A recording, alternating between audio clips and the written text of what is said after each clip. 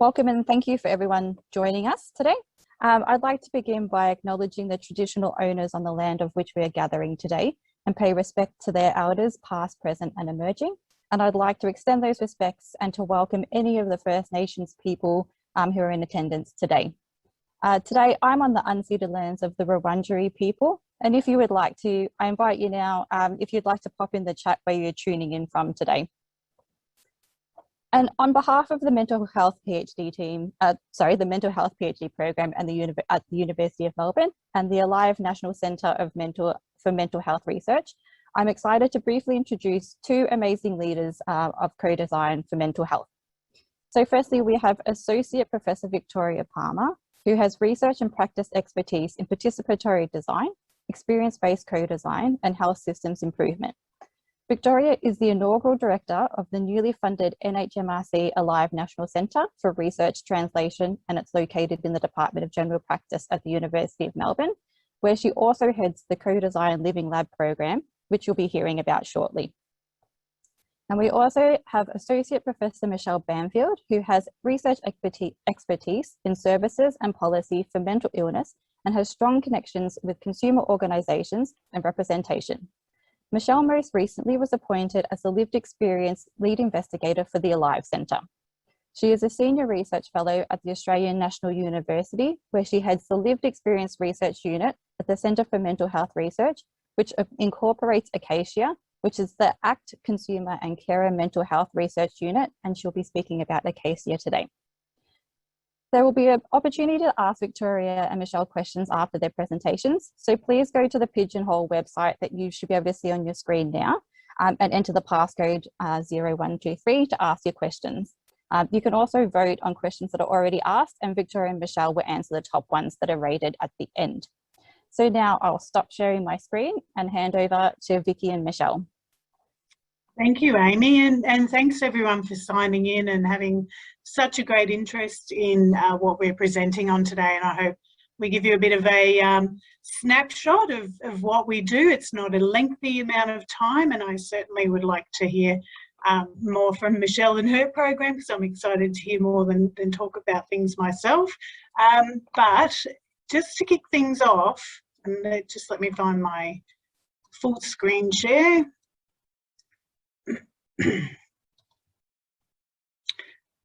We thought we'd give everyone a little bit of context about where we're coming from here in terms of situating our co-hosted program with the Mental Health PhD program at the University of Melbourne, and just give you a couple of little overviews around the National Centre and what will become the Alive Collective very soon, which will have an open membership model, and hopefully many of you will also join. So I won't spend too much time on this. I'd also like to pay my respects to our traditional owners of the lands on which we're all meeting, and pay respects to elders past and present and emerging. And also very important to acknowledge the presence of anyone here who is also experiencing life with mental health conditions, and anyone else who cares for someone living with mental health support needs also. So thank you. We hope we honour the space, and we hope we honour your experiences and pay good respect to that also during our presentation. So it's my role to give us a quick tour of what we're going to do. We thought we'd introduce briefly the two areas that we're speaking on, give a bit of a context of the National Centre within which these programs now sit, but also alongside many others that exist out in the community around lived experience research models, lived experience workforce models, all sorts of lived experience approaches that are all very important, and very important to mental health care, very important to mental health care systems transformation and mental health research. So then we'll go into the models and then hopefully have some time for questions. And so what I will be speaking on is a program of work that we've set up in our research program in 2017. And in that model of work, I'm talking about a by design approach. So taking things intentionally, being purposeful, being deliberative in bringing people together to undertake co-design in research, and in particular co-design in mental health research. And so what we've managed to establish now is an end-to-end research design to translation program bringing people together across the continuum, which is what I will speak about in a moment, and really signalling that we're using co-design because we're aiming to share power. We do want to foster collaboration and ownership in decision making and embedding all of that through an open innovation approach. And Michelle, you're going to quickly say what you would like to speak to, I hope. If I get over the fact that I just choked myself on water. So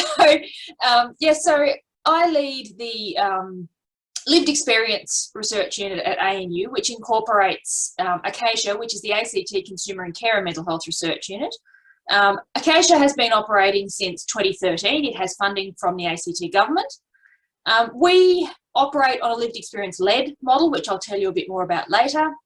We've got over 150 odd people engaged on a research register and in various ways through our program, and this is about capacity building within the community, giving people the opportunity to collaborate on research through from design right through to publication.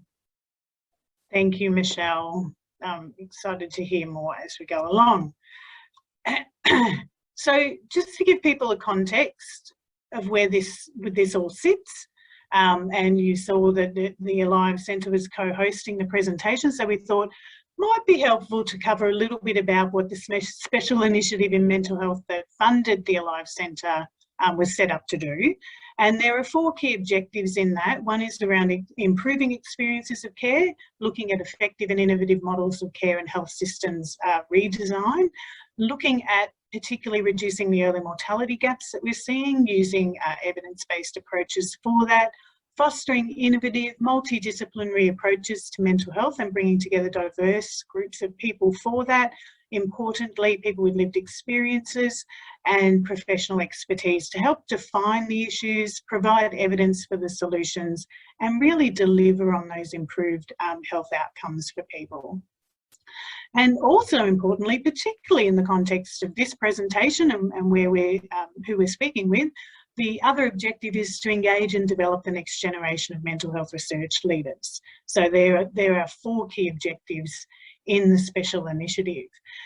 And the context of our proposal was really around, calls that we've heard in the international literature or published in the international literature around the need for greater mental health preventive efforts. We know that Australia has not yet implemented or scaled the approaches to prevention that can reduce mental health burden the same way that we have in physical health.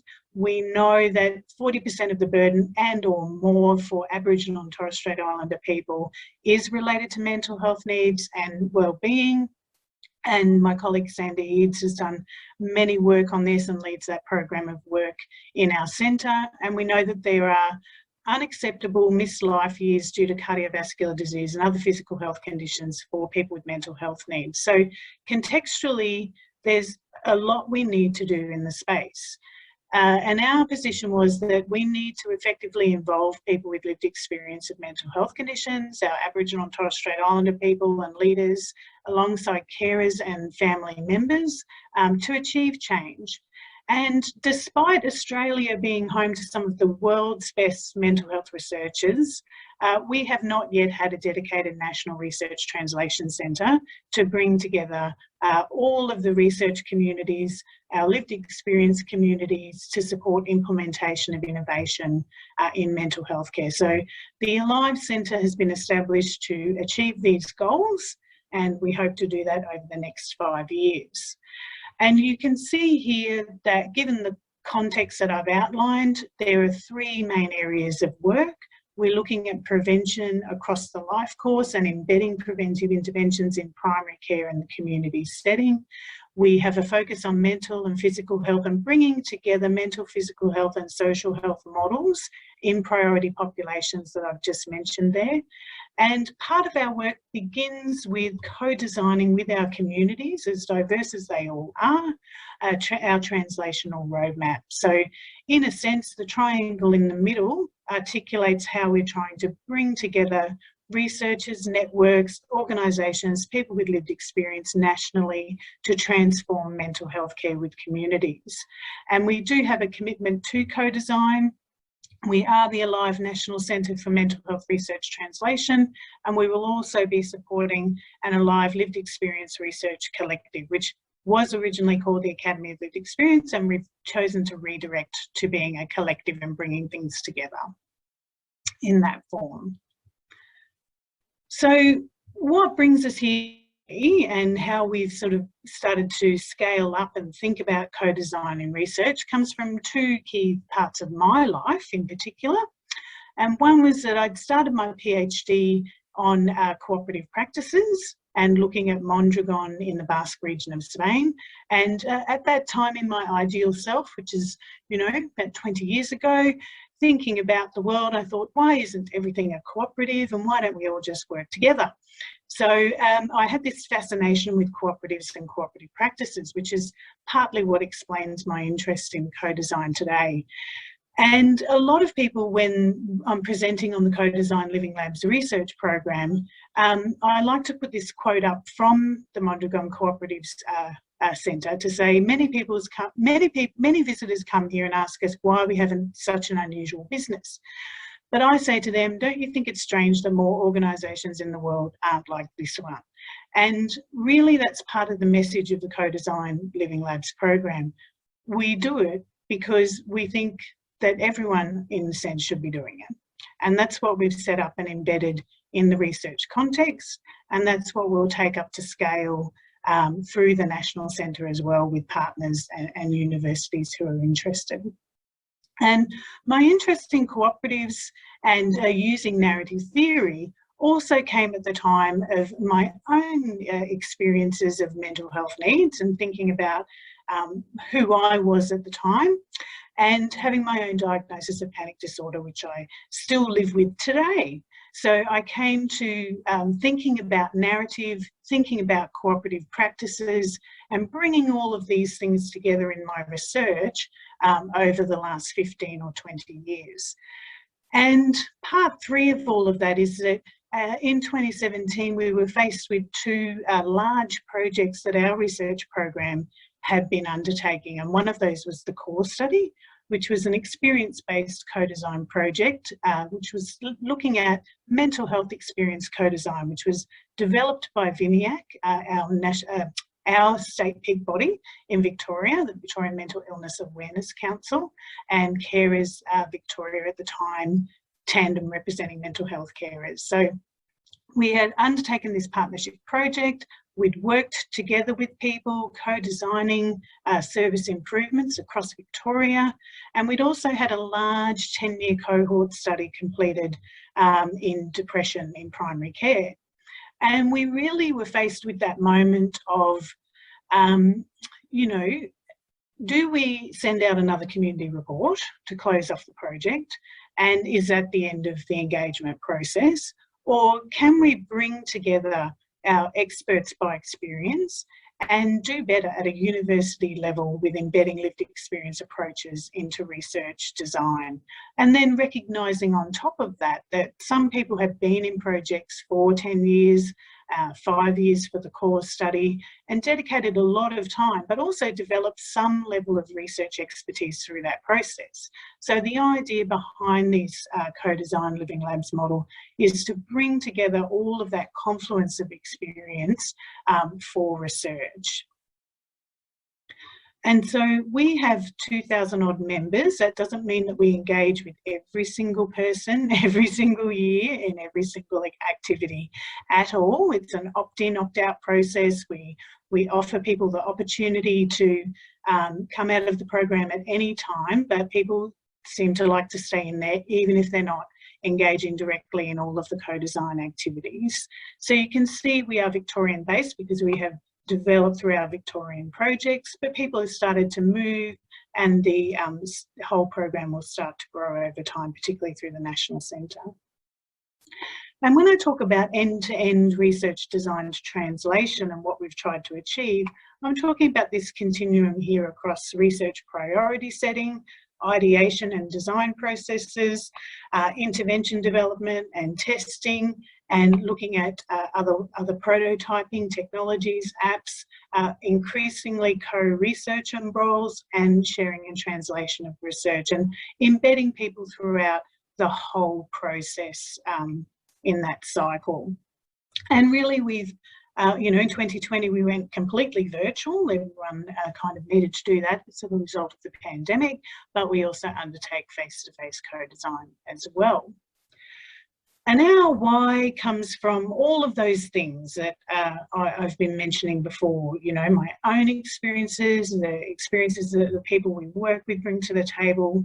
And these other statements here from our participants in the co-design program, thinking about why should we have co-design in healthcare improvement? Why should we be committed to co-design in the research context? And none of these will be surprising to many people here, but it's really important to acknowledge that it's a very critical and important process to bring people to the table, not only to create change for the better and recognise what's you know, not working and what needs to be fixed, but also to recognise people, to bring experience into the system and to create an experience-based system that's human-centred. So that first statement there, because we matter and because we are human, is one of the first guiding principles and the first why of the Co-Design Living Labs program. And here I'm co-creating a new word called co-create. Down the bottom there you'll see, and we'll see if that takes off in the future. But, you know, a lot of people also say, what's this? What's a living lab? And people could have some negative connotations around that as well, given that often we think about lab-based research as being quite scientific, doing things to people, not involving people. But we intentionally wanted to use the term a living lab for two reasons. One is that we came out of a tradition of working in open innovation and participatory design through my processes of my PhD, community development work, and being interested in cooperatives. And we wanted to really signal that we were bringing together industry, researchers, government and non-government organisations to co-create with people, but trying to really centre and bring the lived experience components to the foreground. And most importantly, we wanted to be a living lab. We wanted to have a sense of life, a sense of living and experiencing life together, and reclaiming the centrality of people in scientific research. We felt that that wasn't quite enough.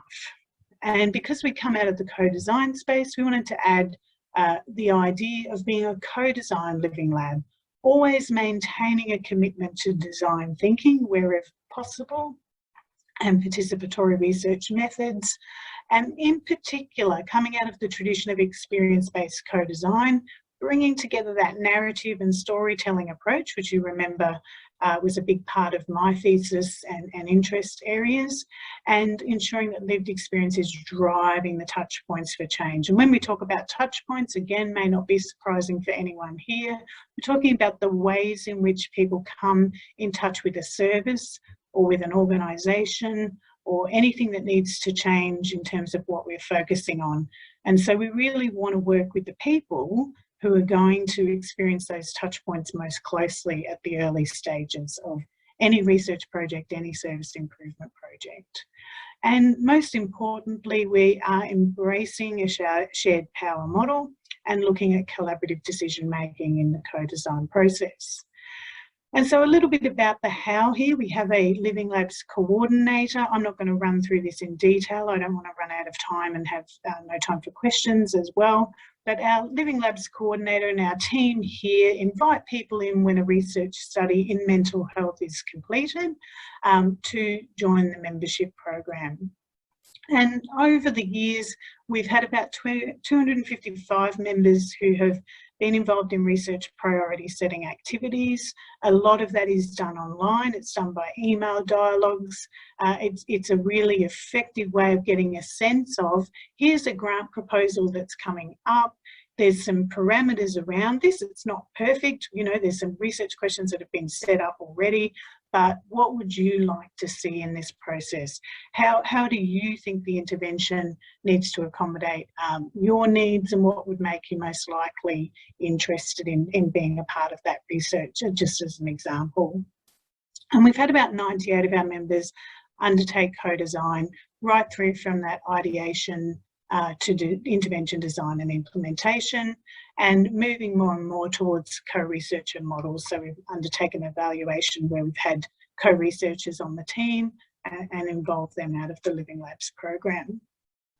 And so I mentioned that flagship project, the core study, and one of the things that we worked on collectively out of that project was to think about some of the mechanisms of change that are needed in co-design and co-productive work in healthcare improvement. And we undertook a very extensive exercise in looking at evaluations of experience-based co-design and the mental health experience co-design intervention that we were working with to explore what we thought were these underlying ingredients in the change process. And so we've translated that within the co-design Living Labs model as well to say, you know, if we're going to achieve the best change possible, then we need to orient ourselves from the start towards these 8 mechanisms of action. And so every session we run, we have a process whereby we work through what we've called a principles of participation statement, where we acknowledge the importance of lived experience. We acknowledge the importance of working together, that we won't always agree all of the time. One of the fundamentals of cooperative principles is that you'll never ever get 100% consensus. And I think it's a very sensible way to operate and think about things, that there will be tensions, there will be conflicts, but we all agree to be respectful through those processes.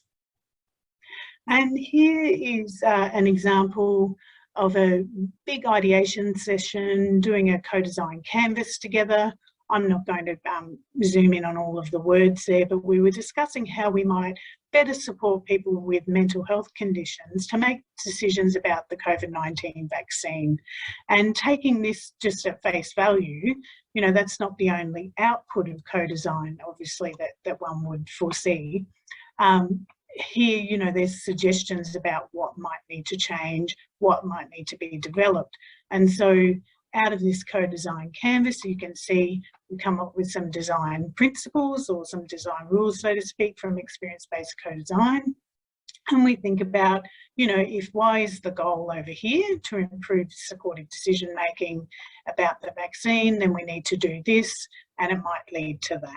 And so there's extra things that obviously flow on from this example. And I'm coming to the end of my bit here so we can turn to Michelle, but our second example is from our Healthy Hearts program of work, which is really targeting the need that is just so apparent to address physical health needs, particularly for people with severe mental health needs in the community. And here I just want to highlight my thinking is over here at the spidergram type circles and whatnot of, you know, this might be a way that we could find out what needs that individuals want to change. And our co-design members said, no thanks, that's really confusing. Actually, here's how it works best for us. And so that's just a really good example of, you know, aside from the processes that were undertaken to reach this, that things change through the co-design process, and that sometimes you come in with a really good idea and you think, this looks good, it'll be pretty and nice, and people will like it, but actually people are looking for something different. And I think that's one of the first principles of undertaking co-design together in a collaborative process. And so a few of our people have shared their different experiences and perspectives. We've heard that people do feel that other members in the co-design group are honest and that they feel confident, and they like that. They like our sharing and listening, and they hope their ideas have impact on the way that policy is formed in the future. And you can see that people really do feel there's a connection between their lived experiences to what is co-designed through the sessions, and linking to the broader chain of planning and concepts. So starting to see that that's part of a research continuum and cycle. I think the other reflections that people have shared is that people do value their opinion being heard by others. They also feel comforted that people with similar experiences agree and want to share in that information, and having people's stories heard in a safe and caring environment is important. And so I will turn now to Michelle, and I will thank our co-design Living Lab members, because they're the most important people of the whole process and what we've set up. But the other important part of these things is the research team behind it and the engine room. I can see Amy is in this image here, who's done a fantastic job setting things up today and done a lot of work in the program. Roxanne here in the middle is our co-design Living Labs coordinator. And we also have Constantia, our data manager, who helps to support managing that information registry that we have of the 2,000 people, and many other people in our team who do a fantastic job. So thank you for your time. I hope that gives you a little bit of insight into our program of work. And I'm just trying to move my stuff around here, Michelle, to stop screen sharing so that you can take the reins. And it's a delight to be here to co-present with you too. Thank you.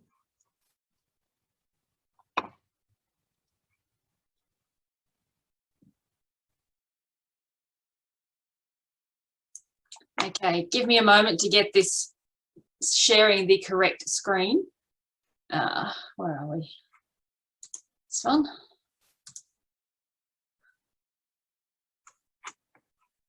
Okay.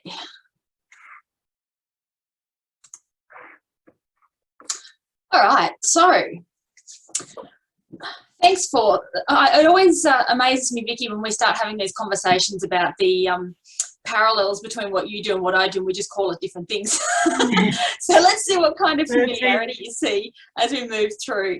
But before I get into telling you a bit about what we do at the ANU, I want to take you back 20-something years, and I'm not going to quantify the something because that something's getting away from me a bit too much, and tell you about the me that originally started a PhD in the late 90s.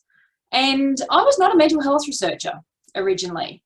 I was actually a biological anthropologist, and my specialist was primate behaviour. And this adorable fluffy little monster that you see on the screen here, which is the critically endangered yellow-tailed woolly monkey of Peru, was my ticket to being the next Jane Goodall. I had everybody convinced that it was a fantastic idea for a young Australian woman who spoke only rudimentary Spanish, was unfit to go alone into the remote Peruvian Andes with Paddington and his friends and chase this monkey for a year in the cloud forests with the dinner plate sized bird eating spiders and leishmaniasis and all this kind of thing. Nobody ever thought to question the wisdom of this grand plan. Everybody thought, what a wonderful idea, what a great thing. Nobody's ever studied this monkey, probably we know why. And I got as far as Lima. And then my world shattered.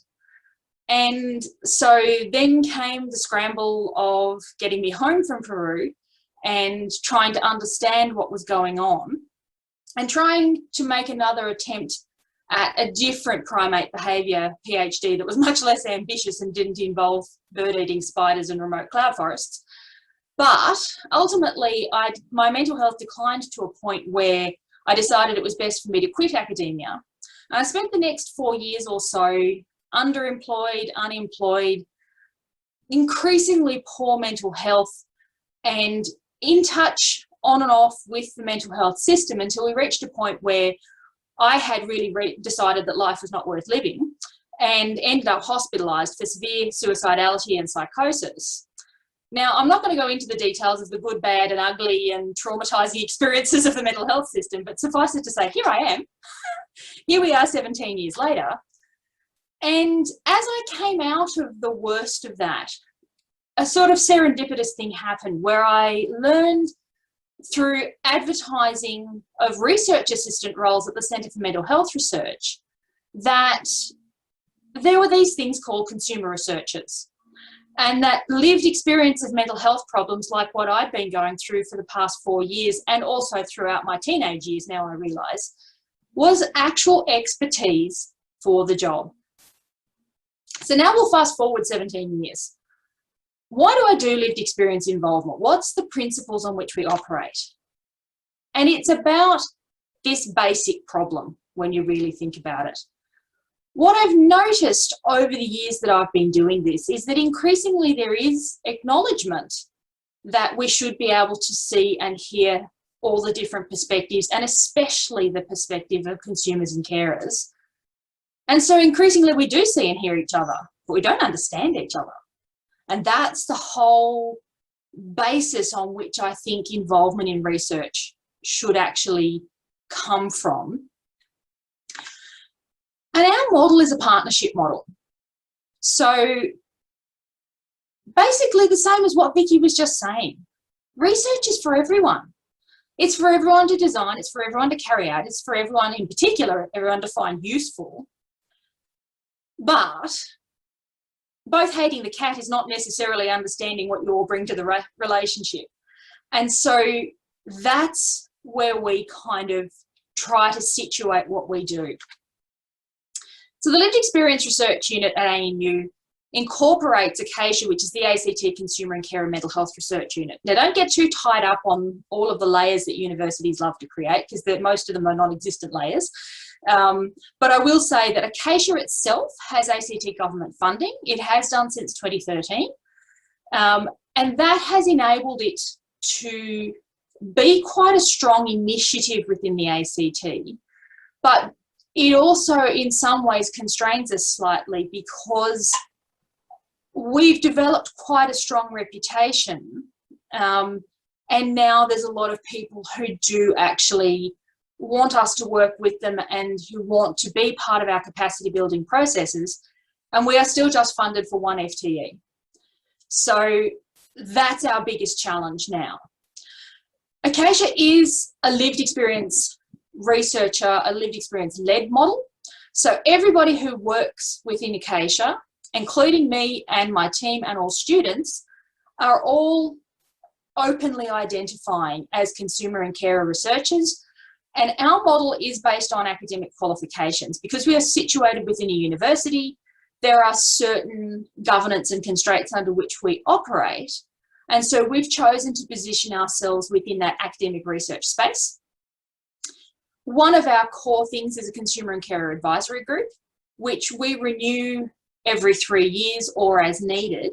And that consists of organisational and member representatives from the consumer and carer peak bodies in the ACT, independent consumers and carers that we go through an expression of interest process and bring to the group, and anybody else that we want to invite at any particular time. And there's also a policy representative from ACT Health on there.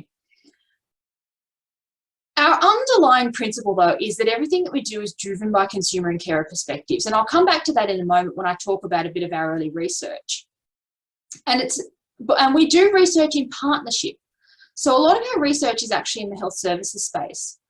And one of the things that we think is important is that when you are researching in that space, there are a lot of different people who have a stake in what goes on there. And if you want to do impactful translational research, you need to do it with the people who are actually then going to be implementing it, whilst at the same time privileging those voices of the people who are going to be experiencing it, being the consumers and carers.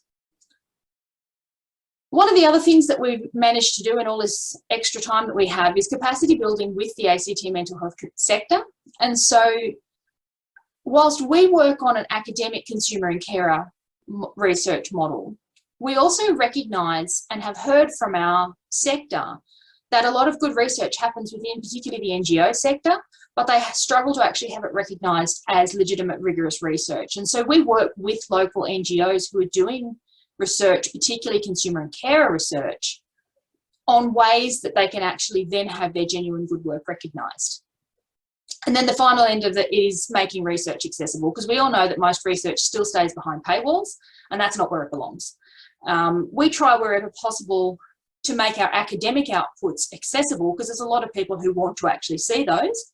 But because your average open access publication costs about $3,000, there are limitations to doing it in that way. But we're working with our consumer and carer cohort around ways that they want to hear about the research that doesn't assume that all they want is a research summary. are we right now? Now, I have to say that even though this slide is actually labelled right now, it's already out of date, even though I only made it 3 days ago. But this is the core team at the moment of our academic staff and our PhD students who are doing things within specifically the lived experience research space.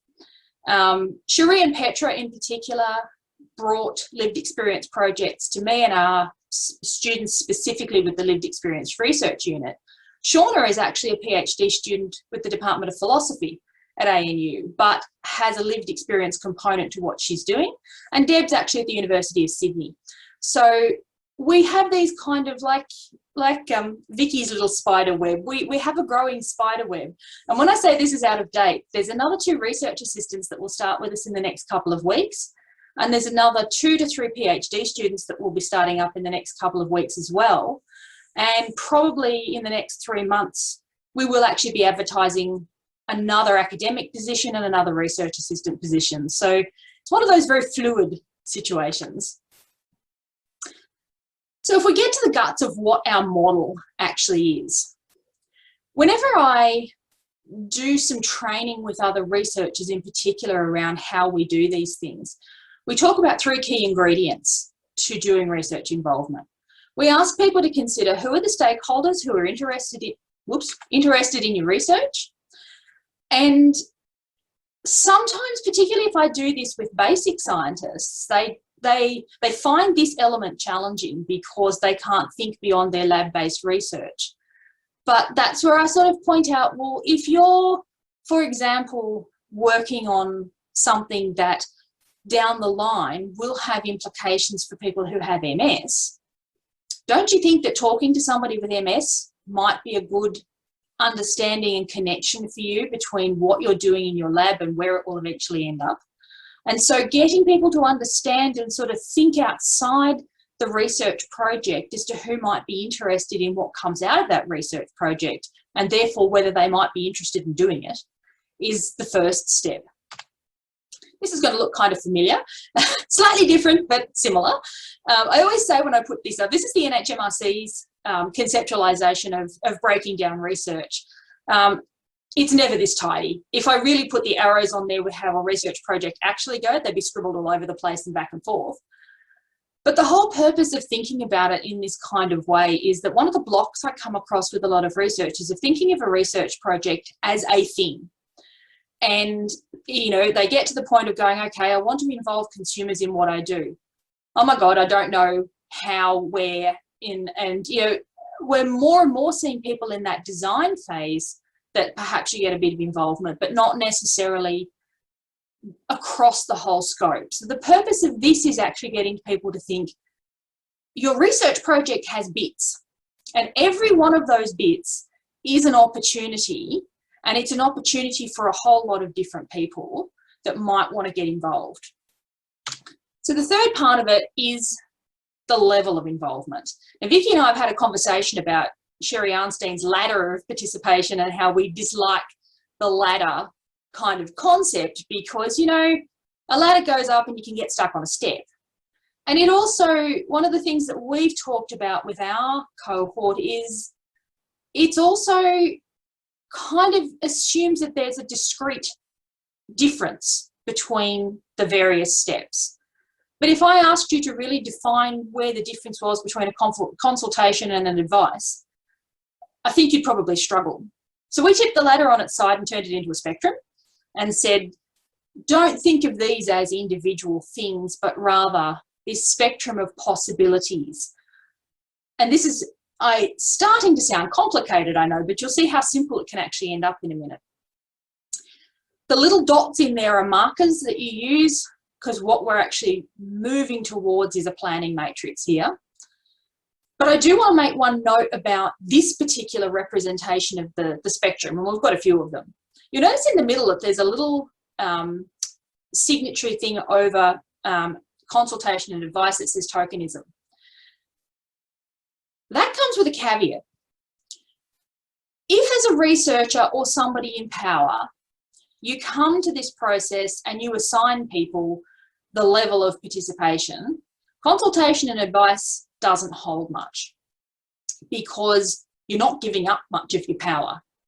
if you're just going to this sort of thing. But like I said, what we're actually aiming here towards is populating this little matrix as a plan for when you're doing your involvement. And this plan is supposed to be part of your co-production process. So you're actually supposed to talk with your stakeholders that are looking to be involved in your project about what level and at what stage they want to be involved. And if those stakeholders say to you, you know what, we're not that interested in doing the research, we're happy for you to just give us some information and we might give you a bit of advice, that's not tokenism. That's listening to your collaborators and doing appropriate involvement. Now, I'll come back to what one of those looks like a bit later, because I want to talk you through briefly now some of ACACIA's key projects and what it is that we've been doing for the past 8 or so years. First thing we had to do was actually set our research agenda, because we couldn't then wade on in and go, we're just going to do whatever research we feel like, because that was just perpetuating what research is always like. So initially we held a face-to-face forum. Oh, those were the days. You could get people in a room and you could move them physically around. Can't do that anymore. But people engaged really strongly with this, and we asked them to talk about what were the issues with the system, how could research address it, where should we start as researchers, and how would we do that with good consumer and carer involvement. And they came up with 79 topics. No clear priorities, which on discussion with our participants was not really a surprise, because what they actually said to us is that everything is important here. We can't tell you what's most important, but if you stick to this agenda that we've helped you to create, you're doing important research. And we also then, a few years later, decided to check in as to where we were up to with those, whether the priorities were still the same, whether there were some new ones. So we took the same topics, plus some additional things that we realised were in the notes from the forum but not yet well reflected, and sent that out as a survey nationally. And what we found through both of these exercises is that there is a very strong focus on mental health services research. Peer work was very important, and participatory practices themselves were really important. So now it's 2021 and we're at it again. We've already held 2 virtual World Cafe forums, which, although had quite low numbers, generated another 200 topics. And so, such is the dubious power of doing things on the internet. It gives people lots and lots and lots of voice. So what we're doing is actually working with our advisory group to think how we can put that together in a manageable survey. So watch this space, because ACACIA is going to be sending out another national survey online to find out what consumers and carers think are the important things.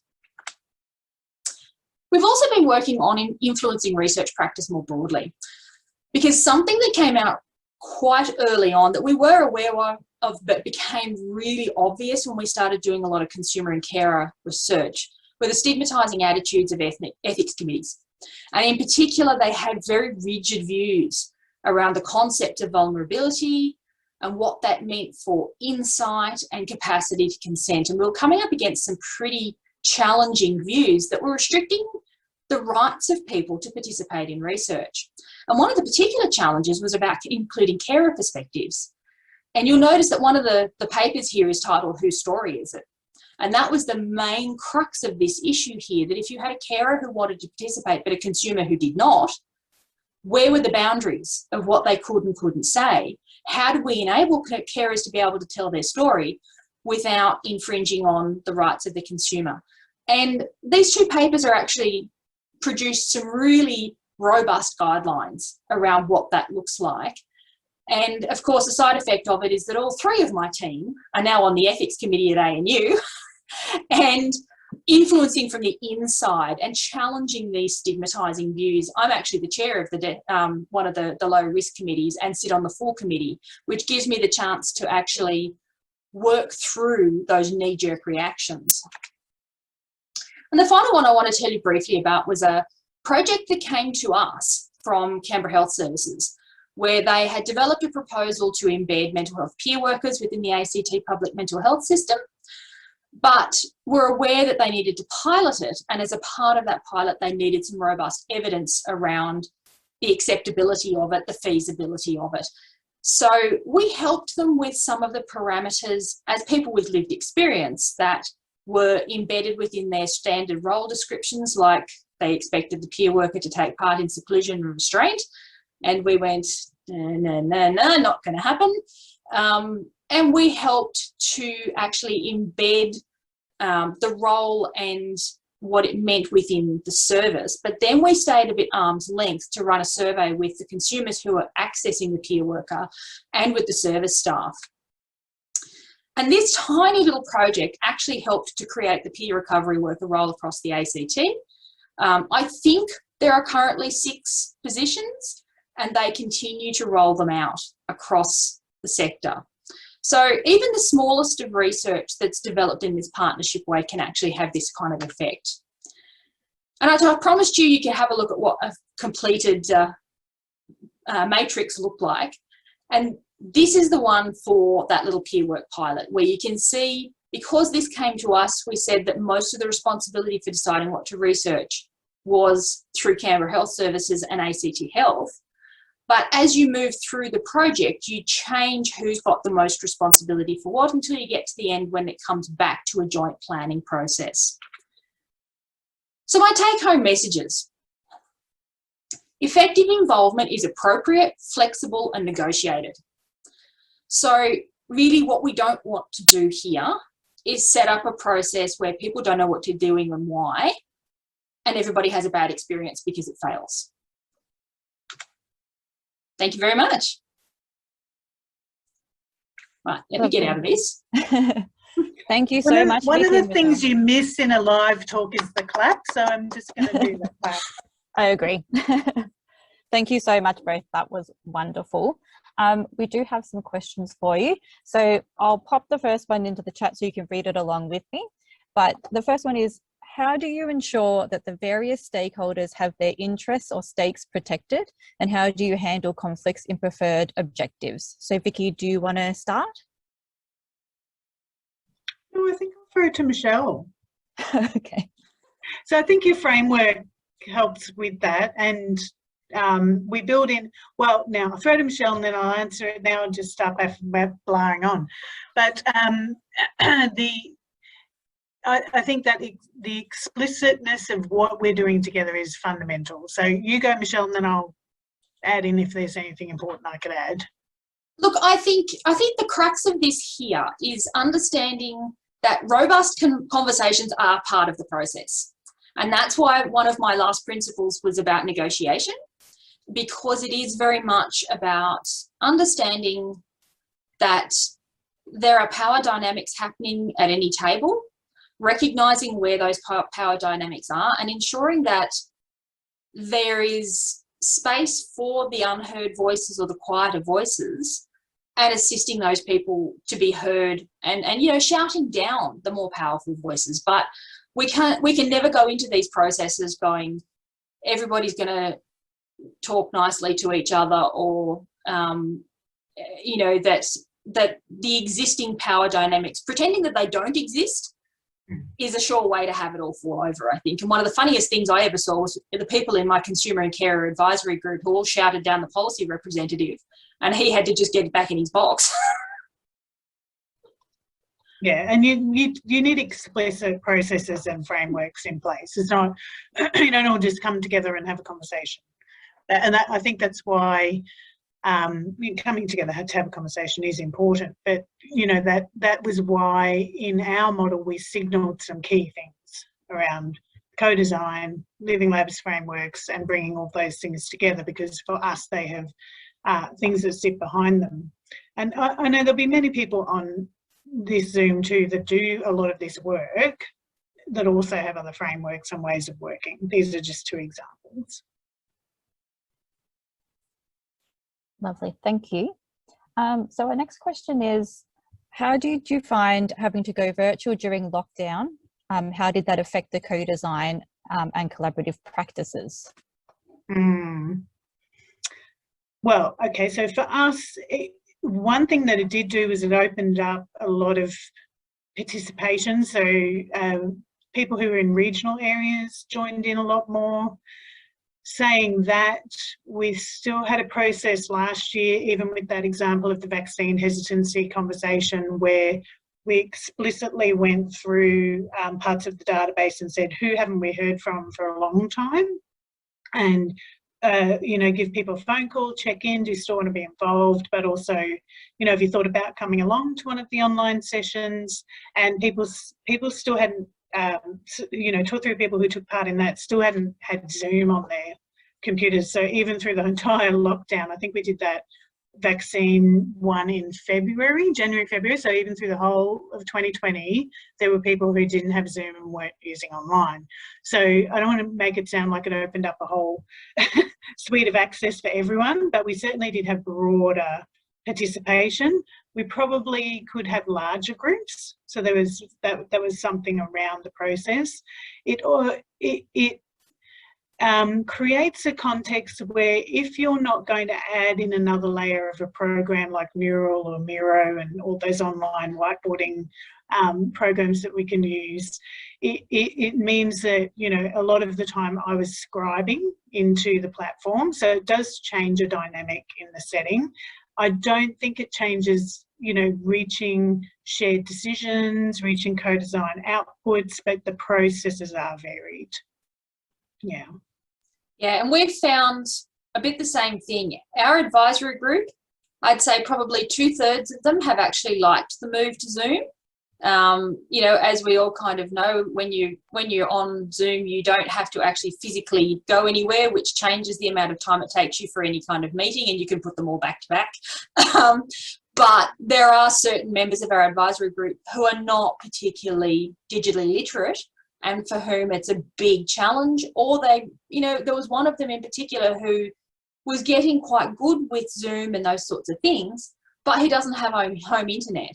And so he's reliant on public Wi-Fi, and of course they shut it all down during COVID. And so that restricted his ability to participate.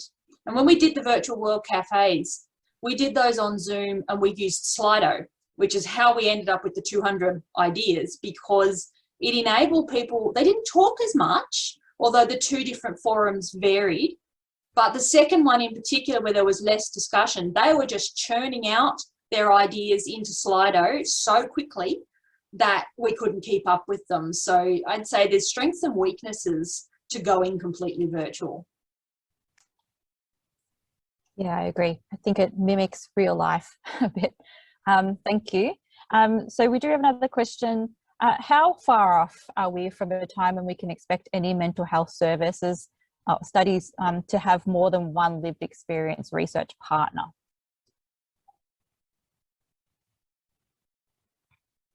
I don't know, because I guess I see our co-design members as our partners, as our partners generally, but we're not a mental health service. So, you know, that's different. But I think that question is related to when we're looking at mental health services and running a research project, I suspect.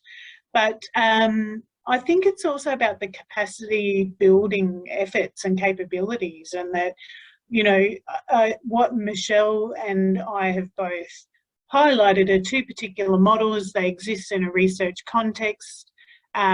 We have pushed the boundaries of what we can within existing structures, but that's not always possible for other research projects. And so, you know, that limits that potential to have multiple voices. And I think that's at many, many levels, is that need for lived experience researcher capabilities to be developed. And I'm not saying that that has to be in a one-size-fits-all model. It has to be a broad-ranging thing. But resourcing for that, building it into the proposals early, doing a lot more around the process, and just working collaboratively across the team, the same way that we bring interdisciplinary researchers together, you know, is important. So I can't give a time. I think that'd be a bit too much for me. It wouldn't be a fair response, how far we are actually off from that. Not a fair question. Michelle, do you have anything to add? Oh, look, I need to say, you know, one of the things that we really hope for Alive is that we can start encouraging lots of different models. Like as Vicky said, she and I have talked about our particular ones today, but that doesn't mean, like, they're just examples. And hearing about what it is that people actually, where they want to go and what we can develop and how we can harness some of the other great stuff that's going on around the country and start, you know, having people borrow each other's ideas and develop their own, I think is great. And I mean, I would also say sort of watch this space. I've got some stuff coming that probably does fit the bill of, there are multiple lived experience researchers from many different organisations all going to be coming together in a big collaborative project. But it's under embargo and I can't talk about it. Wonderful. Vicky, have you got something else to add? Sorry. No, not at all, not at all. All right, lovely. We do have a couple other questions, but we are at 1:58. So thank you so much on behalf of everyone who's attended today. Thank you so much for your time and for sharing your personal and professional experiences and your knowledge in co-design. It is absolutely a space that is one to watch at the moment, and it's so interesting. So you're right, Vicky, we can't relive the craps, but I'm sure everybody is also thanking you along with myself, and thank you everyone for coming today.